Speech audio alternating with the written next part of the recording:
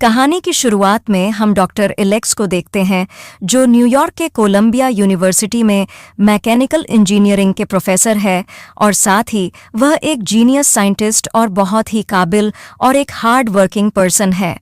असल में doctor Alex पर जुनून सवार था कि वह टाइम ट्रेवल कॉन्सेप्ट को दुनिया के सामने लेकर आए और उसे किसी के भी अंडर काम करना बिल्कुल पसंद नहीं है और सिर्फ अपने इन्वेंशन पर काम करना पसंद है। अब आगे हम देखते हैं कि एलेक्स की एमा नाम की एक गर्लफ्रेंड भी है जिसे वह बहुत प्यार करता है और आज शाम को वह अपनी गर्लफ्रेंड से मिलने जा रहा था, लेकिन रास्ते में उसकी नज़र एक बंद पड़ी खराब गाड़ी पर पड़ती है जिसका ड्राइवर गाड़ी को ठीक कर रहा था, लेकिन वह ड्राइवर हमेशा की तरह अपनी गाड़ी को हैंड ब्रेक लगा आना भूल जाता है। तो गाड़ी ठीक होते ही वह अचानक आगे चलने लगती है। तभी एलेक्स बिल्कुल ठीक समय पर गाड़ी की ब्रेक लॉक कर देता है। इसके बाद वो ड्राइवर एलेक्स को शुक्रिया कहता है और कहता है कि चलो मैं तुम्हें अपनी गाड़ी से सैर करवाता हूं। तो एलेक्स कहता है कि नहीं, मुझे कहीं और जाना है, और फिर वो अपनी गर्लफ्रेंड एमा से मिलता है और दोनों मिलकर बहुत ही खुश होकर एक दूसरे के गले लगते हैं। फिर एलेक्स एमा को एक अंगूठी देकर शादी के लिए प्रपोज करता है, लेकिन अचानक से वहां पर एक चोर आता है और उन्हें लूटने की कोशिश करता है और एक बंदूक दिखाकर एक एक करके उनकी सारी चीजें लेने लगता है और आखिर में वह अंगूठी भी छीनकर लेने की कोशिश करने लगता है, लेकिन तभी बंदूक से गोली चल जाती है और एमा को लग जाती है। इसके बाद एलेक्स जल्दी से एमा के पास जाता है और उस समय वहीं पर उसकी मौत हो जाती है। अब एलेक्स काफ़ी ज़्यादा दुखी हो जाता है और अपनी गर्लफ्रेंड को खोने के दुख में बहुत रोता है। फिर हम 4 साल बाद का समय देखते हैं जहां एलेक्स ने डिसाइड कर लिया था कि वह टाइम मशीन का इन्वेंशन करेगा और पास्ट में जाकर अपनी गर्लफ्रेंड से फिर से मिलेगा, और ऐसा करने के लिए वो दिन रात मेहनत करता है और फिर फाइनली 6 साल बाद 1903 में वो टाइम मशीन बनाने में कामयाब हो जाता है। लेकिन इस इन्वेंशन के बारे में वो अपने बेस्ट फ्रेंड डेविड को भी नहीं बताता, जो हमेशा उसके लिए फिक्रमंद रहता था।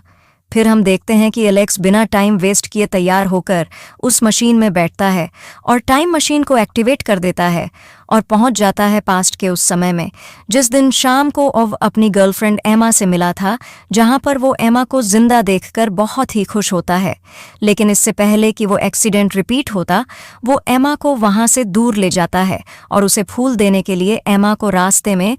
रखकर एक फूल की दुकान में जाता है। तभी उसे एक आवाज़ सुनाई देती है, जिसके बाद वहां जाकर एलेक्स देखता है कि वही गाड़ी जिसका ड्राइवर हमेशा की तरह हैंड ब्रेक लगाना भूल जाता है, उस गाड़ी के नीचे आने की वजह से एमा की फिर से मौत हो जाती है और एलेक्स यह देखकर फिर से एक बार दुखी हो जाता है। लेकिन फिर भी वह हार नहीं मानता और अब वो फ्यूचर में जाने की सोचता है, इस उम्मीद से कि शायद फ्यूचर के लोग यह जानते होंगे कि पास्ट के टाइम को कैसे चेंज किया जा सकता है। इसलिए वो 2030 के समय में जाता है, जहां पर इंसान चांद पर जिंदगी गुजारने की तैयारी कर रहा है। इसके बाद एलेक्स वहां पर एक लाइब्रेरी में जाता है, जहां उसकी मुलाकात एक होलोग्राफिक आर्टिफिशियल इंटेलिजेंस लाइब्रेरियन से होती है, जो दुनिया के हर कंप्यूटर से कनेक्ट होता है। वहां पर एलेक्स उससे पूछता है कि पास्ट को कैसे चेंज किया जा सकता है, तो वो लाइब्रेरियन बताता है कि अभी तक इस समय में टाइम ट्रेवल मशीन इन्वेंट नहीं हुई है, और यह सुनकर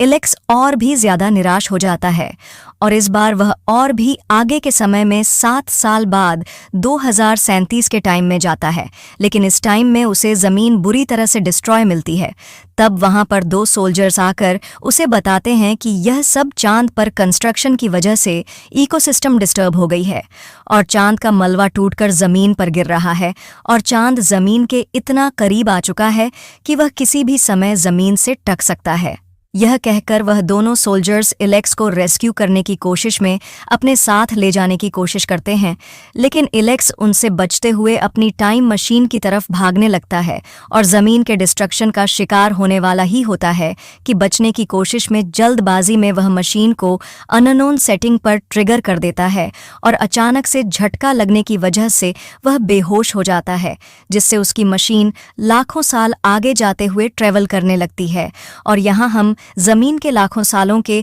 इवोल्यूशन के सीन को देखते हैं, जहां जमीन बदलते बदलते कभी नॉर्मल होता है तो कभी भयानक होता है। इसके बाद जब एलेक्स को होश आता है तो वह और आगे जाने से पहले मशीन को रोक लेता है, लेकिन तब तक वह कई हजार साल आगे के समय में आ चुका होता है और बहुत ज्यादा इंजर्ड होने के कारण वह वहीं पर बेहोश हो जाता है।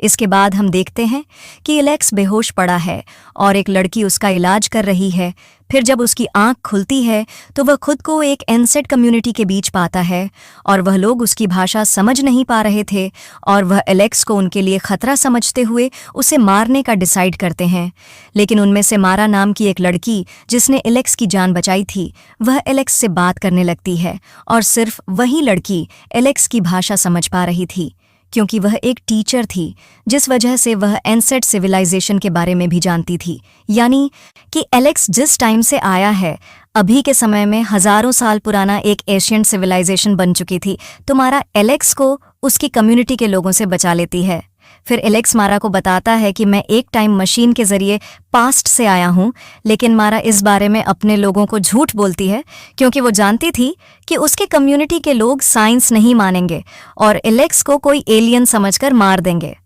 अब मारा से कुछ देर बात करने के बाद एलेक्स को इस कम्युनिटी के बारे में और भी जानकारी मिलती है कि धरती के हजारों सालों के एवोल्यूशन की वजह से धरती चेंज होता गया, जिससे वो एनसेटिटाइट में हम रात के समय को देखते हैं, जहां पर एलेक्स देखता है कि इंसानों ने चांद का बहुत बुरा हाल कर दिया है और यहां पर एलेक्स की दोस्ती हो जाती है मारा के छोटे भाई से और उसे एलेक्स की घड़ी बहुत ज्यादा पसंद आ जाती है, इसलिए एलेक्स वो घड़ी उसे दे देता है। फिर सभी अपने अपने जगह पर जाकर सो जाते हैं। लेकिन उसी रात एलेक्स को एक डरावना सपना आता है कि उसे जंगल से कोई अजीब सा क्रिएचर पुकार रहा है और जंगलों के बीच में एक बड़ा दानव का चेहरा उसे डरा रहा है और तभी उसकी आंख खुल जाती है। लेकिन उसे हैरानी तब होती है जब उसे पता चलता है कि सेम यही सपना मारा के भाई को भी आया था। इसके बाद मारा एलेक्स को समझाती है कि यह डरावना सपना यहाँ के हर इंसान को आता है, इसलिए इसमें घबराने की कोई बात नहीं। इसके बाद वह दोबारा से सो जाता है।